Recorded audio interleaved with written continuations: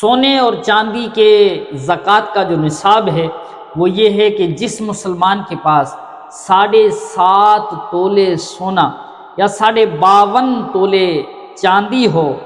تو اس کے اوپر زکوٰۃ فرض ہو جاتا ہے، یا اتنی ملکیت کی رقم اس کے پاس موجود ہے اور ان تمام چیزوں کو 1 سال گزر جائے تو اب اس کے اوپر زکوٰۃ فرض ہے۔ تو کوشش کریں، اگر پچھلے سالوں میں بھی آپ نے زکوٰۃ نہ دیا تو وہ بھی تمہارے اوپر فرض ہی ہیں، جب تک ان کو ادا نہیں کریں گے۔ صرف توبہ و استغفار سے معافی نہیں، پچھلے سالوں کا بھی حساب لگائیے اور اب کا بھی حساب لگائیے۔ بالخصوص میری وہ اسلامی بہنیں جو زیورات سے زیادہ محبت کرتی ہیں،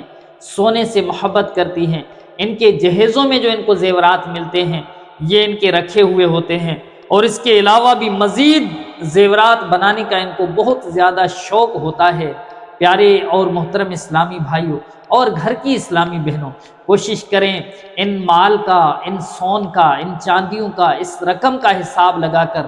اس کی رقم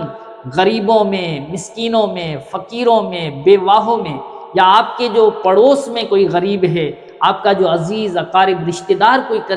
غریب ہے تو اس کو ادا کریں۔ یاد رکھیے کہ یہ زکوٰۃ کی رقم